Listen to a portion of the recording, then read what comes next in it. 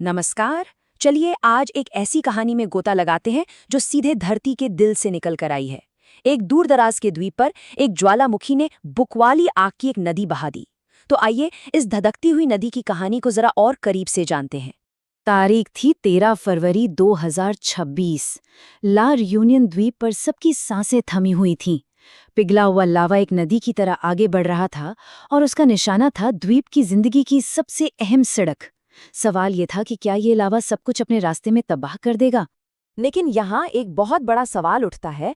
इस तबाही के मुहाने पर खड़े होने से ठीक पहले आखिर किसी को ये पता कैसे चला कि इतना बड़ा खतरा आने वाला है।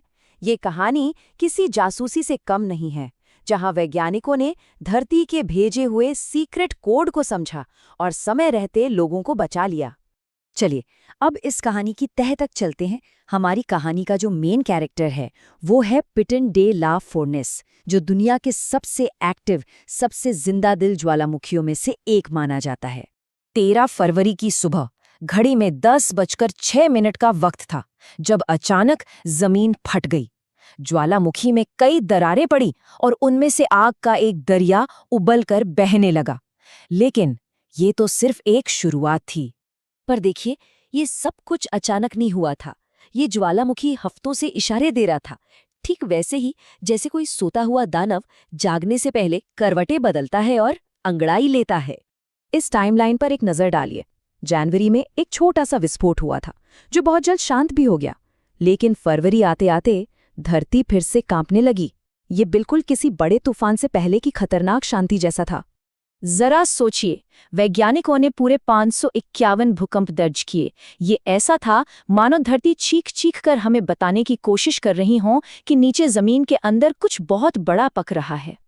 और यहाँ सबसे दिलचस्प बात ये थी कि ये भूकंप साफ साफ बता रहे थे कि भले ही जनवरी का लावा बहना बंद हो गया हो, लेकिन अंदर ही अंदर आग अभी भी सुलग रही थी। मैग्मा एक नया रास्ता, एक नया आउटलेट खोज रहा था। तो अब जब हमें पता है कि पर्दे के पीछे क्या चल रहा था, चलिए वापस 13 फरवरी के दिन पर चलते हैं और देखते हैं कि उस दिन असल में हुआ क्या। यहाँ देखिए, दोनों विस्फोट एक दूसरे से कितने अलग थे। जनवरी में लावा उत्तर की तरफ से निकला, लेकिन फरवरी में उसने दक्षिण का रास्ता चुना। ऐसा लगता है जैसे ज्वालामुखी के अंदर का मैग्मा अपना मन बदल रहा था। खुशकिस्मती ये रही कि लावा एक ऐसी घाटी में गिरा जहाँ कोई इंसान नहीं रहता था। ये जगह एक बहुत बड़े कटोरे की तरह थी जिसने सारे गर्म लावे को अपने अंदर समेट लिया और आसपास के लोगों को बचा लिया।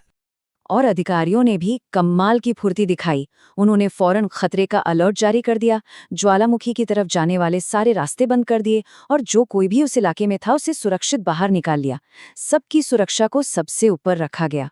तो सवाल ये है कि ये सब हुआ कैसे, मतलब ये चेतावनी आई कहाँ से? चलिए अब उस जादू के पीछे के विज्ञान को समझते हैं जिसने इस चेतावनी को मुमकिन बनाया। सबसे पहले तो ये समझना जरूरी है कि ये एक इफ्यूजिव विस्फोट था। इसका मतलब है कि इसमें भयानक धुआं और राख नहीं उड़ती, बल्कि लावा धीरे धीरे एक नदी की तरह बहता है। तो ये एक धीमा पर लगातार बढ़ने वाला खतरा था। वैज्ञानिकों के पास एक खास तकनीक है जिसे GNSS कहते हैं। ये बिल्कुल GPS की तरह ही है। जब जमीन के नीचे मैग्मा इकट्ठा होता है तो जमीन की सतह थोड़ी सी, मतलब मिलीमीटर में ऊपर उठ जाती है और ये उपकरण इस छोटे से बदलाव को भी पकड़ लेते हैं। कमाल है ना? और यहाँ एक और दिलचस्प बात सामने आई। वैज्ञानिकों को 2 तरह के संकेत मिल रहे थे।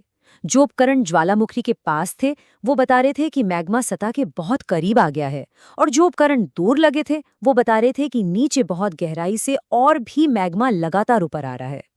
तो इस पूरी कहानी से हम सीखते क्या हैं?